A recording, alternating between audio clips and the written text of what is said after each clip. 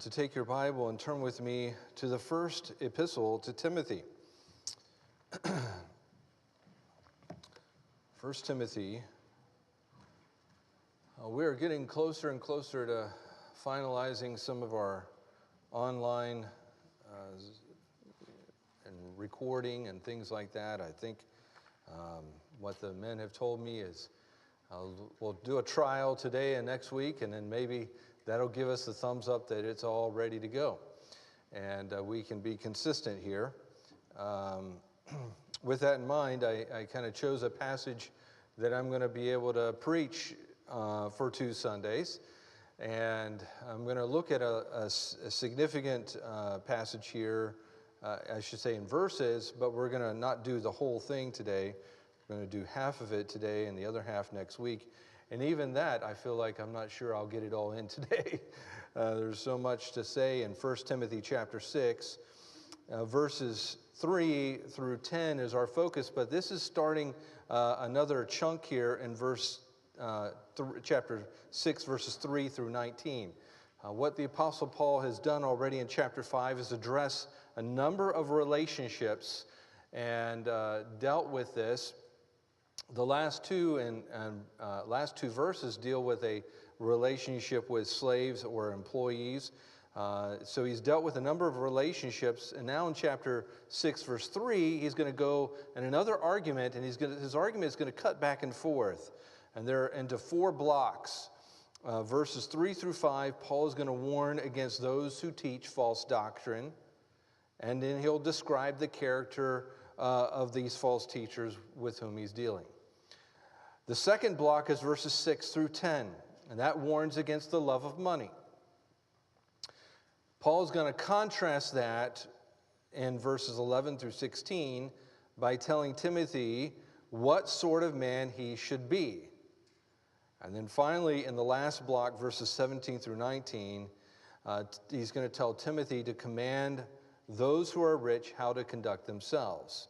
So the 4 blocks deal with, respectively, false teachers and their conduct, along with the dangers of wealth, a true teacher and his conduct, and again, the dangers of wealth. So you can see how it goes back and forth.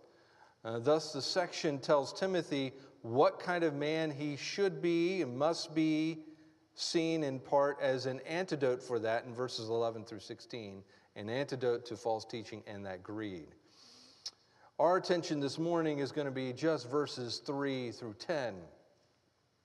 And we're going to, like I said, I'm going to give you the outline for the whole thing, just give you the 2 parts we're going to look at. And we're going to focus on the first part today in verses 3 through 10.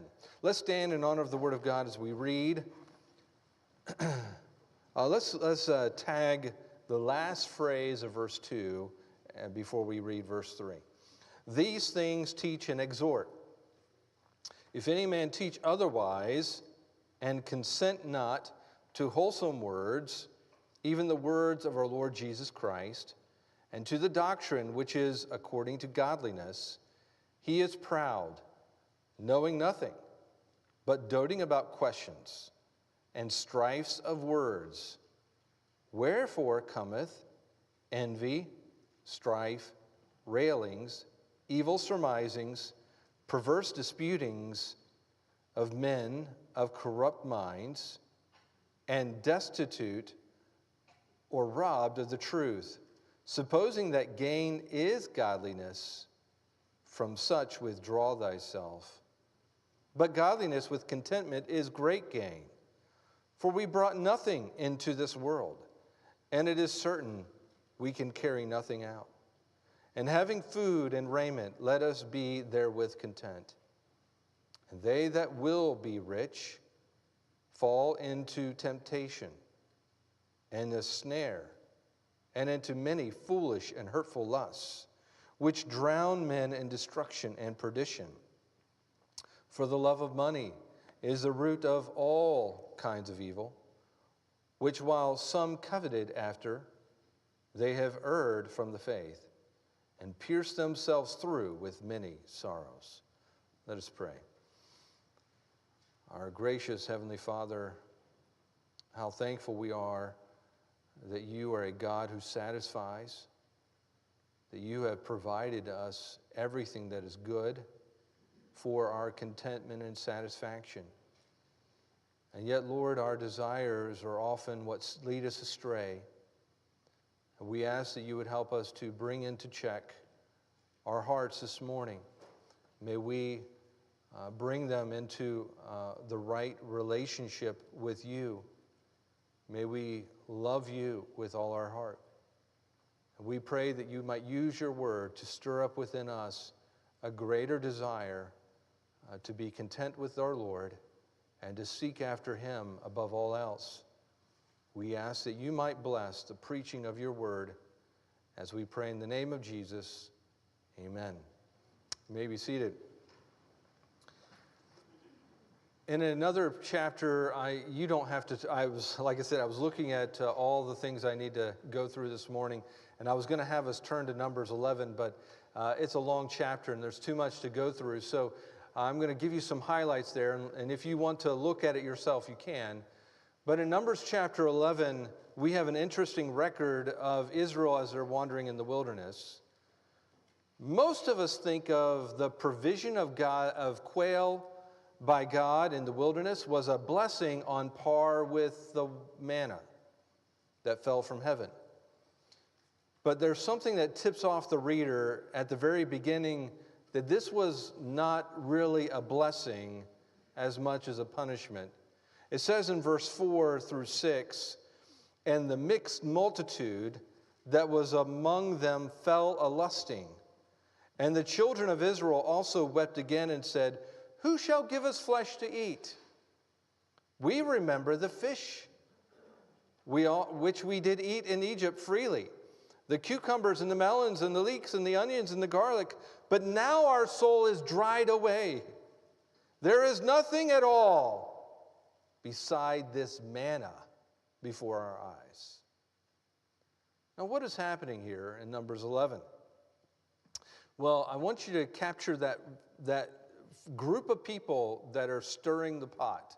In verse 4, it says the mixed multitude.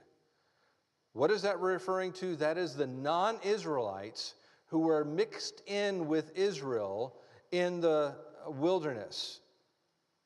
And if you don't know that history very well, you remember that Israel was set free and redeemed, and they were out of Egypt because of what? Because they put the blood on the threshold.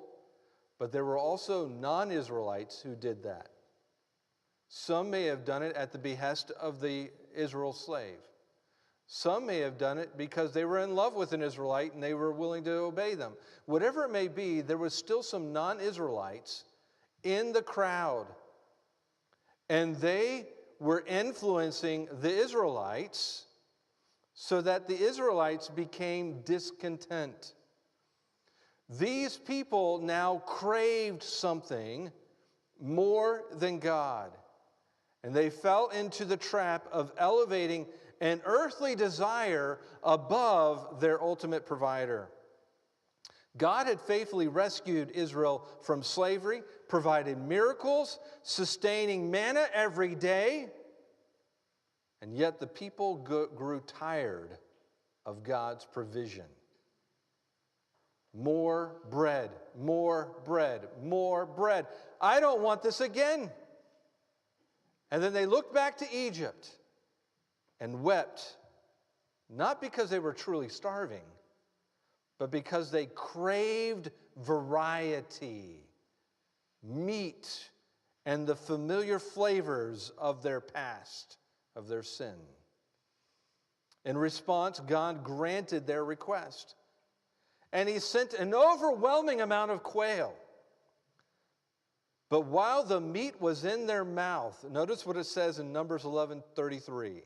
And while the flesh was yet between their teeth, ere it was chewed, the wrath of the Lord was kindled against the people, and the Lord smote the people with a very great plague.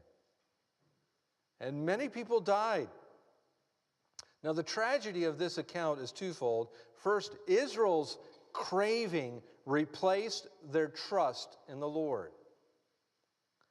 And secondly, Israel was influenced by others to become discontent with God. And the consequences was death for many people, so much so that the burial ground, it says in verse 34, was called the graves of craving because they buried the people that lusted. The story of the quail highlights an attitude among the Israelites that became pervasive. They were easily influenced to crave something more than God. God and his people, God and his provisions were not enough for them. For the church, we have the tendency not to be satisfied with God's provisions either. Many churches now are not content with the plain preaching of God's word. They want more. They're craving more. And they have, according to 2 Timothy chapter 4, itching ears. And consequently, the modern church is being led by a mixed multitude. And there are mixed multitudes of pastors who preach false doctrine. And the reason is because it's profitable. It makes money. It sells books. It gets them notoriety. They get to stand next to the President of the United States. They have recognition. And if they are getting wealthy and getting honor and getting recognition, then the Lord must be in it. And the vicious cycle continues. In 1 Timothy chapter 6, verses 3 through 10, Paul shows us that godly contentment is what is most important. And the way for us to have godly contentment is to be satisfied with Christ. You must make Christ your sufficiency. He must be the one you're satisfied with. So how can you be satisfied with God instead of material things? How can you be satisfied with God instead of something else, something more? Well, we see in verses 3 through 5, you must accept God's word as the authority. And then in verses 6 through 10, we'll see that you must accept God's provision as your satisfaction. Our focus this morning is verses 3 through 5, accepting God's word as authority. What you see here in verse 3 and 4 are some medical terms, some analogies that are used. You can't necessarily see it in English, but when you look in the Greek, you begin to see some of these medical words give you a little bit of an idea that there was a disease spreading among these churches in Ephesus. And what was happening is there was a disease of false teaching. And we're going to look at the symptoms of a false teacher in verse 3. So Paul's exhortation to Timothy begins with a conditional statement, if any man teach otherwise. Well, this is, I'm going to say it, you don't have to remember it, okay, it's a technical phrase, but this is a first-class conditional clause. And all that means is it's assuming a reality. It's not a if, like, will this happen? It's assuming this is taking place. The same if-then formula was already used in 1 Timothy chapter 3 about the pastor. If any man desire the office of a bishop, he desires a good work. The same formula there. So this formula functions to identify, in this case, an actual group of false teachers. It was like a wanted poster. Like, be on the lookout for these people, wanted. And he lists the characteristics and the symptoms, in this case, of false teachers. And the first symptom of a false teacher is that if any man do what? They teach otherwise. They teach different from Scripture instead of teaching the unchanging doctrine of Scripture. So he warns about those who teach otherwise. Paul uses a word here in the Greek that is very similar to our English word heterodoxy. It describes any teaching that contradicts the revelation of Scripture. Such teaching is heterodox as opposed to orthodox. Orthodox, right doctrine, right teaching. Heterodox is wrong or different teaching. And the same word was already used in 1 Timothy chapter 1, verse 3, where he says to Timothy, the reason he sent him there and the reason he's writing this letter to them is that I besought thee to abide still at Ephesus when I went into Macedonia, that thou mightest charge some that they teach no other doctrine. Teach no other doctrine is the same phrase. Teach otherwise. These men were probably Judaizers, those who tried to undermine Paul's message of justification by faith. And one of the tips that gives us that is in verse 7 of chapter 1. He says they desire to be teachers of the law. So these people were Judaizers, and what they were doing is they were trying to, they were undermining the justification of by faith message by putting believers back under the Mosaic law. They were making works and obedience to the law essential for salvation. Now, in salvation, God's law has a purpose. What is the purpose of God's law in the gospel message? Well, the primary purpose, according to Romans chapter 7, is to show the unbeliever he is a sinner. Romans 7:7 says, I had not known sin, but by the law. For I had not known lust, except the law said, thou shalt not covet. So the law is meant to reveal the sinful cravings of your heart, the lust that you have, the desire for something other than God. And obedience to the law isn't a means of righteousness for believers. The believer finds his righteousness through whom? Through Jesus Christ alone. Romans 10:4 says, for Christ is the end of the law of righteousness to everyone that believes. So the end of the law is Jesus Christ fulfills the law. We don't need to work and obey the law to be righteous. We just need to look to Christ, trust in Him, and we will be made righteous. So they were teaching otherwise.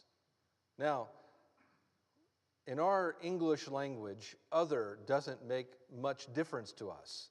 We could say, can you pass me another apple? And someone will give you another apple, and we think that's what the word another means. Another time, someone might say, will you pass me another apple? And they'll give you, instead of an apple, they might give you a plum or something else. And you're like, oh, well, it's still fruit. It's another fruit. It might not be an apple, but it's another fruit. And I use that as an illustration for what the word other can be translated, can be used in the Greek. There are two words in Greek that communicate the idea of other of the same kind or other of a different kind. And this is the word heteros. It's like asking for an apple and you say, would you give me an heteros? And instead of giving you an apple, they give you a plum, another of a different kind. And that is what is happening here. They were not just preaching some weird viewpoint and making some weird conclusions about strains of verses in Scripture. Like, angels don't sing. I can't find anywhere in the Bible where it says angels sing, so I'm going to preach that angels don't sing. I had someone come up to me and say that. Like, there's no evidence that angels sing in heaven. This is something we concocted. I said, well, that may be true. I mean, every time the word is used, it's only of people singing, and angels cry out. They have a voice. They do say something. But absence of information doesn't make it true. Just because it doesn't say they sing doesn't mean they don't sing. Just because the words they sing are not there doesn't mean they don't do it. But anyway, some people can make big deals about stuff like that.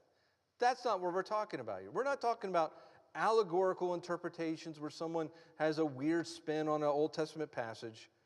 We're talking about people who are preaching a different gospel. They were preaching a false gospel. And Paul dealt strongly with these teachers in Galatians 1:9 when he declared that anyone who preaches heteros, a different gospel, they are accursed. They are under the curse of God.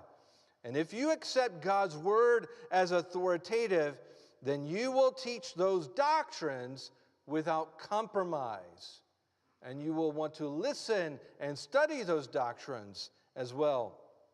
False teaching takes many forms. It may deny God's existence. It may teach error about his deity or his nature, his attributes. It may deny the Trinity. Error about Christ's person and work is common in false systems. There's many aspects of this. We're not going to be able to cover all the aspects of error that can be false doctrine. But this is something that has happened very often today, because today there's a denial of the authority, the inspiration, and the inerrancy of Scripture. And when you've lost your foundation, no wonder it's a crumbling ground that you're standing on. And you're going to teach a false doctrine. Now, to spot the carriers of this spiritual disease, believers must do what? How are you going to identify well if someone is a false teacher who teaches a different doctrine, a false doctrine? You must be grounded in Scripture. That is a necessity. Those who know the Word will easily spot those who are teaching contrary to it. The number one group of people who succumb to false teachings and cults in our day today, the number one group of people who are doing that are evangelical youth. They're the ones who are falling prey to the cults and the false teachers. And one of the reasons for that is they were never grounded in doctrine. All they were was entertained. And their youth group time, and every time they got together, it was just all about having fun and sprinkling a little bit of Bible verses over their fun time. And they were never indoctrinated. They were never taught the truth. Why? Because, they can't handle it, or it's just not entertaining enough. Young people from a very early age need to be indoctrinated. The world is doing it. The public schools are indoctrinating your students. They're indoctrinating them with secular humanism. They're teaching them things about God that is false, and they're teaching them things about the way of this world that is false. A worldview that is counter of God's view. Don't think that somehow public schools are neutral territory. It is not. They are indoctrinating your students. You have to be on guard, and that means you must indoctrinate them with the Word of God. That is the only antidote here. We must teach them the Word. And once they are older, the church becomes, these young people think church is boring, and now they become prey for Satan's false teachers. So we have to be indoctrinating our young people with Scripture. In Acts chapter 20, when the Apostle Paul warns the elders at Ephesus about the threat of false teachers, he points out that the only antidote in Acts 20, verse 32, is the word of his grace. And now, brethren, I commend you to God and to the word of his grace, which is able to build you up and to give you an inheritance among all them that are sanctified. According to Ephesians chapter 6, verse 17, the Christian's offensive weapon is what against false teaching? The sword of the Spirit. And this is the Word of God. And Paul defines a spiritual leader as one who has been nourished on the words of faith and sound doctrine in chapter 4. So the primary function of a spiritual leader is to feed the people with the Word, not to give them his thoughts, his opinions, his outlook on politics. His purpose is to feed the Word. And they will then avoid the noxious weeds of false doctrine and grow to maturity, as Ephesians 4, verses 11 through 15 says, and not be carried away by every wind of doctrine. So the problem with these guys, if you look at the symptoms of a false teacher or symptoms of those who are false teachers, they teach different. They teach a different doctrine. Secondly, the second symptom is, if any man teach otherwise and consent not to wholesome words. They are, secondly, denying God's healthy, wholesome words. This is the second way the disease of false teaching spreads. It's through denial. Instead of consenting to God's wholesome words, they deny God's wholesome, healthy words. The word for consent has a sense here of agree with. This is the only time it has that sense, to agree with. And it's in the present tense, indicating that false teachers are in a continuous state of not agreeing with these wholesome, and other times Paul translates this word, the King James translates this word as sound words in the book of Timothy. So one who consents to something willingly agrees and complies with that request, that other person's request. False teachers are not willing to agree with God's word. But it's not just, he's not saying they're not agreeing with God's word, they're not agreeing with the wholesome words of God. And the word wholesome is taken from the medical metaphor. It's a medical metaphor. It's where we get our English word hygiene. They do not see his word as sound or healthy. However, if you accept God's word as the authority of Scripture, you are consenting or devoting yourself to God's word. But the false teachers, they are craving another revelation. Therefore, they're not consenting to God's word as sufficient for eternal life and godliness, as it says in 2 Peter chapter 1. And false teachers will go on denying God's healthy words by rejecting that it what? And consent not to wholesome words, even the words of our Lord Jesus Christ, and to the doctrine which is according to godliness. They deny God's healthy words which come from Christ and correspond with or are accord to godliness. These words, these healthy words that we have in Scripture, come from Christ. Now, the emphasis here is not that these are quotes about Jesus Christ, but it's talking about the origin or the authority of the teaching of Christ. The full phrase of our Lord Jesus Christ is also found in 1 Timothy chapter 6, verse 14, when he says that thou keep this commandment without spot, unrebukable, until the appearing of our Lord Jesus Christ. There's the full phrase again. And so that's time, at that point, his authority is demonstrated as judge. He is the one who's going to judge Timothy, and it provides Timothy the foundation or the structure for Timothy's consent or devotion to these wholesome, healthy words. False teachers deny the Scriptures that have come from the source of Jesus Christ's authority. But you can accept the Scriptures because their source is found in Christ. Paul argued that in Galatians chapter 1, verses 11 and 12. He says, I'm not preaching to you words from men. This did not come from me. This came from Christ. This was the gospel that he preached. Not a gospel of man, but a gospel from Christ. Christ taught Paul directly and gave him this doctrine. And later, Paul emphasizes that all Scripture, whatever has been canonized as Scripture, 2 Timothy 3:16, is God-breathed. All Scripture is inspired, is God-breathed, is coming from God. And that's why we trust the Scriptures. That's why we consent to these healthy Scriptures. Because they're from Jesus Christ. They're from God. And then they also, at the last phrase, and to the doctrine which is according to godliness. Now, you might read some commentaries and they say this is a third point here, and I have no problem with that. I see this as a subpoint under this verb consent. But if you say, I see consent to wholesome words, and I think to the doctrine needs to be a third point, fine. I'm not going to argue that. But in this case, I'm just breaking it down this way. You have to consent to the words which are from the Lord Jesus Christ, and these words do what? They produce godliness. The Scriptures accord or promote godliness.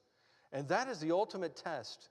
Whether teaching is true or not is whether it produces godliness. Teaching not based on Scripture will result in an unholy life. But godliness here means piety. It means reverence. It means likeness to God. Or as Bridges, I think Jerry Bridges puts it in his book about godliness, godliness means devoted to God. It's a commitment to Him. It's being like God. Such behavior is the fruit of truth. The more truth you have, the more godly you will become. And in Matthew chapter 7, verses 15 through 20, Jesus warned early on in His ministry that there would be wolves that would come in sheep's clothing, and they will come to you. And later on in that passage, He says the way to identify them is by their what? By their fruits ye shall know them. Well, what is their fruits? By the message they teach and by the conduct that their preaching produces. When they preach, when anyone is preaching, what kind of conduct does it produce in the audience? Is it works? Is it works of death? Or is it godliness? Is it loving God with my whole heart? Or being content with who I am? Does the preaching of God's word encourage growth in godliness? That's the difference between a false teacher and a true teacher of the Scriptures. Now, Jude brings some of the most colorful warnings here. And you can turn there. I'm going to read a large section of Jude. It's not very far from this in Timothy. But notice the warnings that Jude gives. It's just one chapter. So verse 11, he starts this way. Woe unto them, for they have gone in the way of Cain and ran greedily after the error of Balaam for reward and perished in the gainsayings of Korah. Now there's characteristics here. He's talking about the people who are false teachers. And then notice what he says in verse 14, how Enoch, seventh from Adam, prophesied and said, Behold, the Lord cometh with 10,000 of his saints to do what? Verse 15, to execute judgment upon all and to convince all that are ungodly among them of all their ungodly deeds, which they have ungodly committed, and of all their hard speeches which ungodly sinners have spoken against him. These are murmurers, complainers, walking after their own lusts, and their mouth speaketh great swelling words, having men's persons in admiration because of advantage. They get a lot of people applauding them. A lot of people think they're great speakers. But, beloved, remember ye the words which were spoken before of the apostle of our Lord Jesus Christ, how that they told you there should be mockers in the last time who would walk after their own ungodly lusts. These be they who separate themselves sensual, having not the Spirit, but ye, beloved, building up your faith, up yourselves on your most holy faith, praying in the Holy Ghost, keep yourselves in the love of God, looking for the mercy of our Lord Jesus Christ unto eternal life. Here's what's going on in Jude's time. He's reminding us about these false teachers who are characterized by ungodliness. And they speak ungodliness, and they encourage ungodliness, and they are under judgment. And we have to keep ourselves in the love of God. In Isaiah, his first test in Isaiah chapter 8 for any teacher, he says, to the law and to the testimony, if they speak not according to this word, it is because there is no light in them. Isaiah 8:20. That is a test. Do they speak according to the word, to the law, to the testimony? And so 2 Timothy chapter 1, verse 13, Paul says it is important that a church hold fast the form of sound, healthy, wholesome words. We have to consent to these words. We have to hold fast to these words. Heretical teaching has no power to produce genuine godliness. True doctrine touches a person's life. If the doctrine a man teaches does not contribute to his growth in the image of Christ, then either the doctrine is wrong or the man's motives are wrong, because it says in 2 Corinthians 3:18, "But we all with open face, beholding as in a glass the glory of the Lord, are changed into his image," into the same image. As you open the Word of God like a mirror, it is going to reflect, and you're going to change from glory to glory. Progressively change. This is what happens when you're in the Word. So you must accept God's Word because the Scriptures are intended to promote holiness in your life, godliness. But this doctrinal error is seldom merely a case of being innocently mistaken. There is always some degree of culpability. And the next two verses, verses 4 and 5, those who reject the authority of Scripture do so because these attitudes mark their life.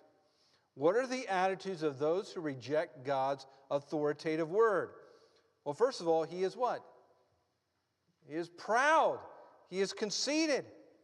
One of the first marks of a person who rejects God's word is pride. And this tense in the verb to be proud here demonstrates the result of the rejection. This is the state, this is the end. Because of their rejection of God's word, they are proud as well. You know, it takes an immense ego to place oneself as judge of the Bible.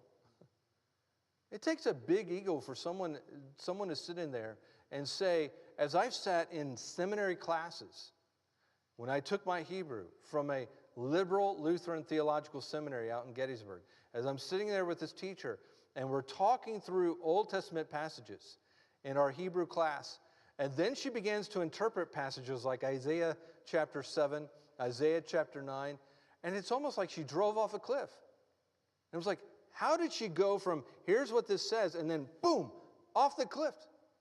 Because she took the authority of archaeology, science, man's thinking, and placed that over Scripture. It is an immense idea of pride to place yourself over God. And this egotism blatantly usurps the place of God.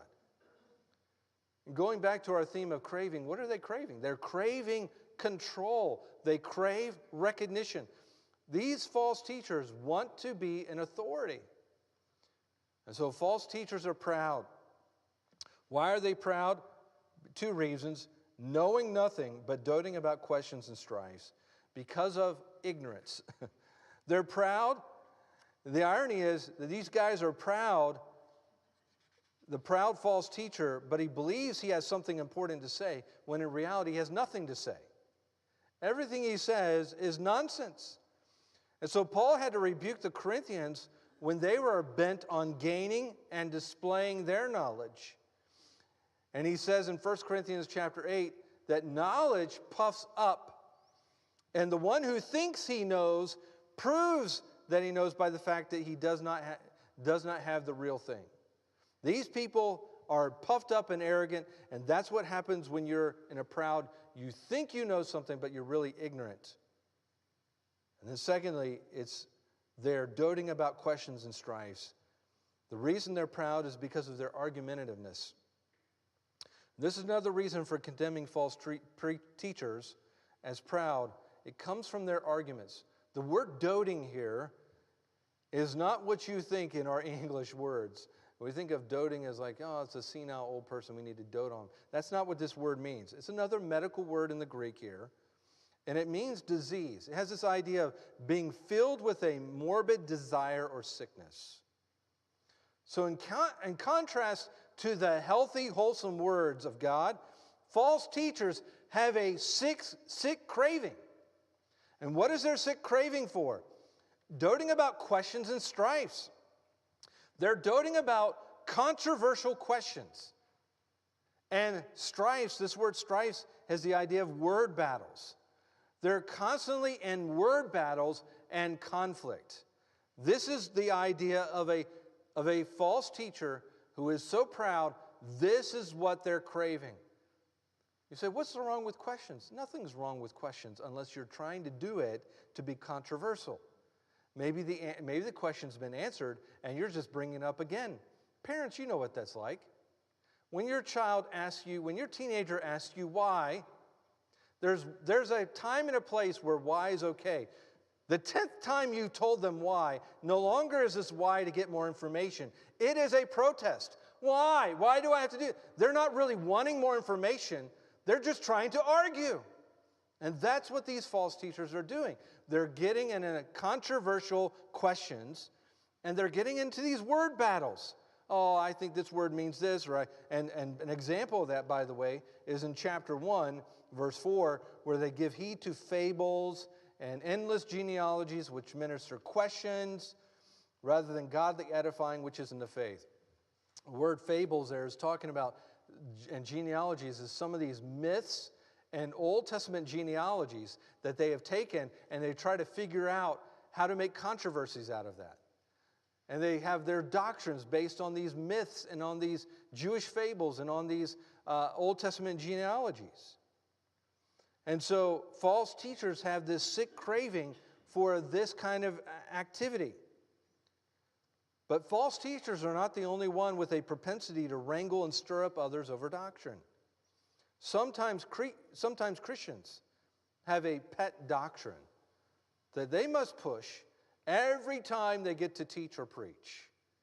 And it doesn't take long to talk to several pastors, and you'll start hearing stories about a Sunday school teacher here, or a youth leader here, or someone who's a deacon, someone who gets on their pet project and they just won't let it go. And they usually, I'm not saying it's always, but oftentimes today it's about eschatology. It's something about the end times, and they've got something they got to share. They got some viewpoint they got to get across.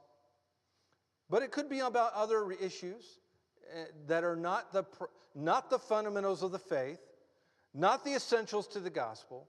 And they're driving this and pushing this, and they won't let it go. Every time they get a chance, they have to be an evangelist about that particular viewpoint instead of the Scriptures. However, these word battles bring 5 sinful effects. Look at these 5 sinful effects. Whereof cometh, first of all, envy. Well, what is envy? Envy is more than jealousy. I like to look at envy as is placed in several lists of sin in Scripture. It has the idea of wanting something that someone else has so badly that he wishes the other person didn't have it. Right? It's like, all right, Paul has a nice piece of cake today. He's just got this beautiful chocolate cake, and I want that piece of cake. But he didn't give it to me. He gave it to Dave. And so Dave has it, and I'm just like, oh man, I wanted that cake. If I wanted that cake, that's jealousy. But envy goes beyond that. Envy says, oh man, if I can't have that, I hope Dave gets sick. I hope he gets sick on that cake and he can't eat cake again. Right? That's going further. That's envy. And that's the consequence of this strife, this fighting, is that there is more than just I want something and if I can't have it, I don't want others to have what I can't have. And then the next word is strife. Envy, strife is the next consequence. Strife is usually joined with envy because when you're envious, you want something that someone has, there's a conflict that ensues when you can't have it. And so strife usually comes along with that. Strife also goes along very well with pride. Proverbs chapter 13, verse 10 says, only by pride comes contention. The reason there's strife and conflict is because of pride and envy. Thirdly is railings. The idea of railings is, as with many conflicts, people slander each other. That's the idea here of is using your words to slander them. And you do that to make yourself look good and make the other person look bad, or to make yourself look like you're right in the debate. The next one is evil surmisings. This is conjectures. It means to ascribe a motive to someone else. You seem to know what they don't know. I know the reason you did. I know the reason you left this out on the counter. You did this because every time I ask you to put it away, you don't do it. And you make me have to do the work. You don't love me. You surmise. You've got it all figured out why they do what they do. And an example of insults, evil surmising, is the use of insinuation. It's conjecture to cause suspicion on another's motives. And then lastly, the last one is perverse disputings. This is more apt to refer to persistent arguing, just an argumentativeness. Now, this is the consequence of these troublemakers. Is this what you want when the truth is not taught? Because false teachers do not teach the truth, it has the opposite effect that the truth should bring. Truth should bring wholesome words, healthiness. Truth should bring godliness. Instead, what does it produce? Envy, confusion, quarrels, friction, greed, suspicion. Truth did not create, this false teaching does not create love and harmony among believers. And this is the danger of a false teacher in the midst of God's people, in the midst of the church. Well, we talked about the first attitude here is they are proud. But the second one in verse 5, he says they are men of corrupt minds. The second characteristic here is that they're unregenerate. They're men of corrupt minds. They are men of corrupt minds who are robbed of the truth. And the passive tense of these verbs indicate that something is causing this to happen. So this is happening to them.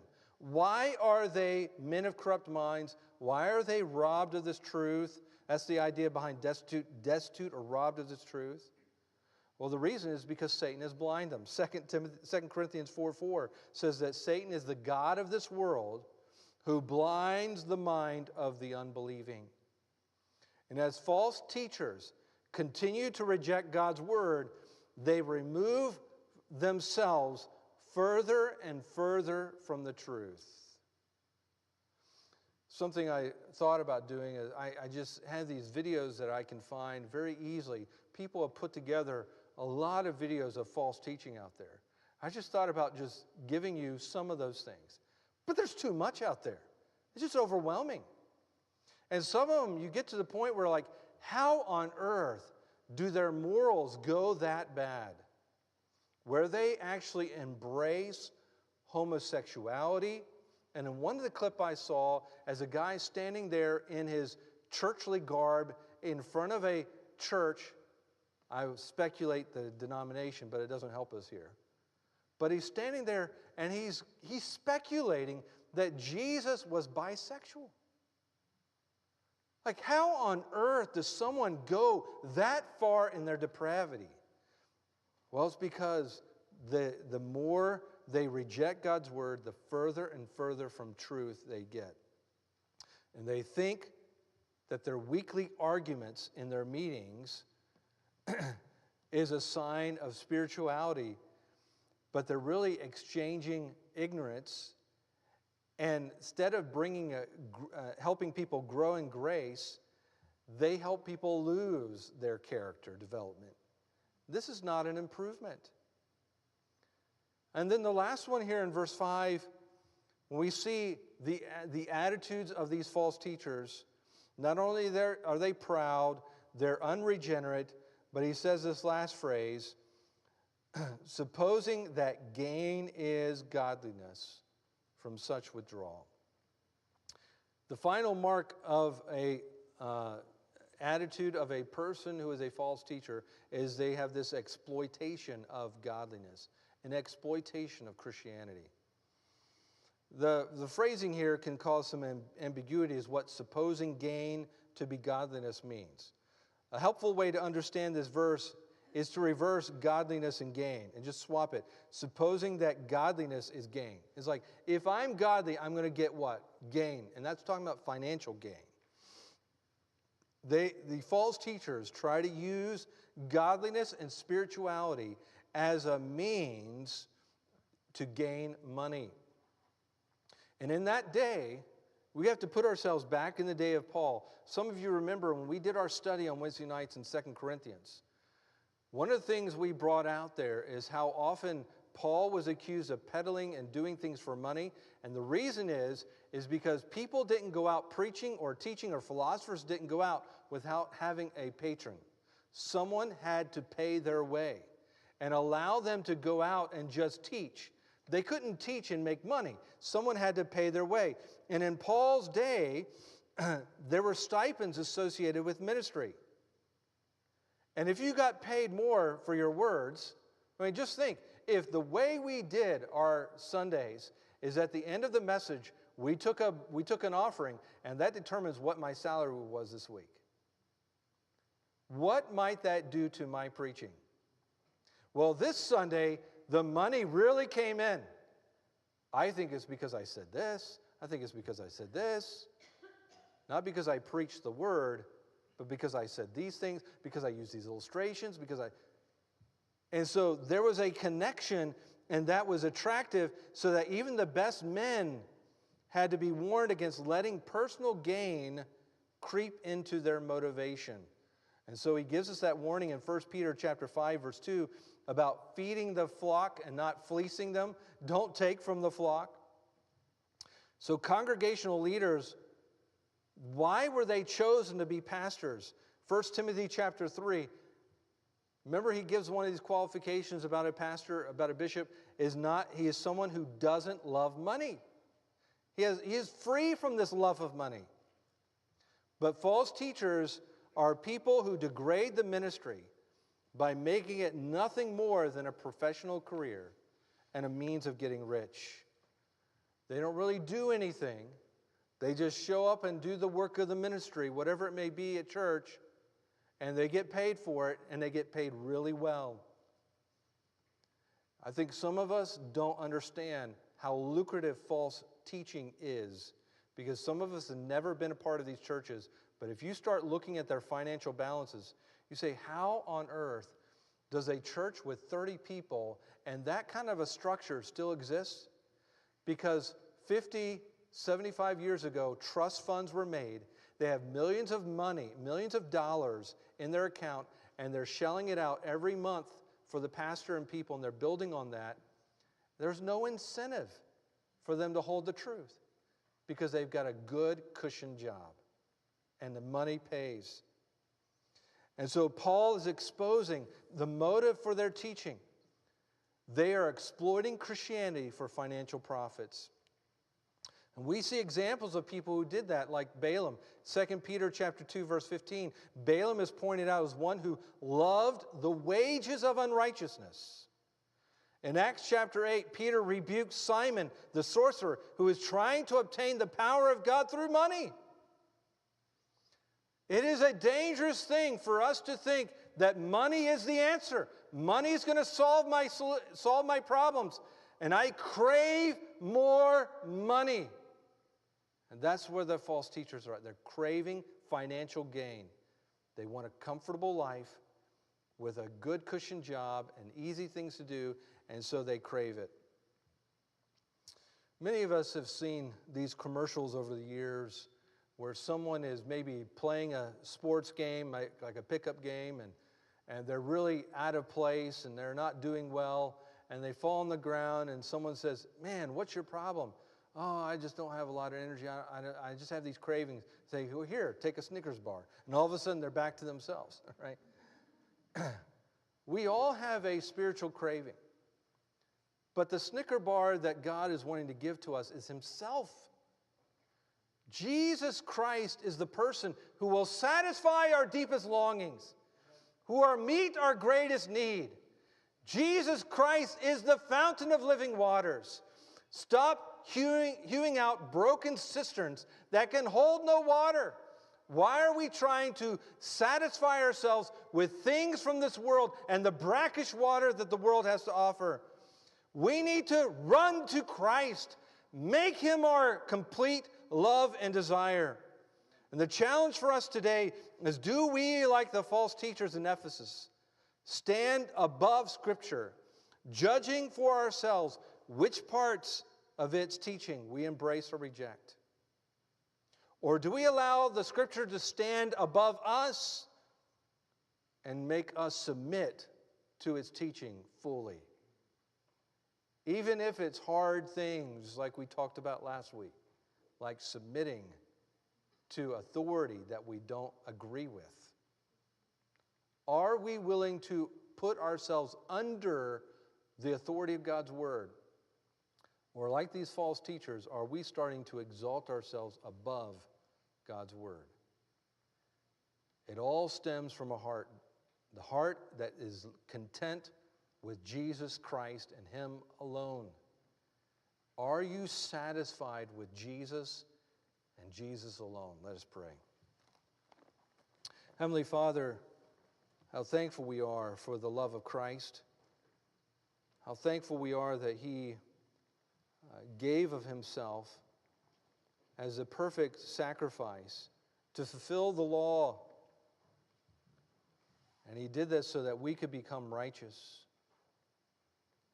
And yet we are so quick to turn away from this great gift of salvation. And how easily we are satisfied with the things of this world. We are like the prodigal son who eats the husks of this pig slop. We are like the dog that returns to his vomit. We are finding ourselves easily satisfied with anything and everything but Christ. Lord, help us to be discontent with sin. Help us to desire You above all things. And if You become our great joy and our great satisfaction, then the things of this world and the displeasures and the circumstances we're in will never have to change for us to be content. Help us to find our contentment in Christ. As we pray in the name of Jesus, amen.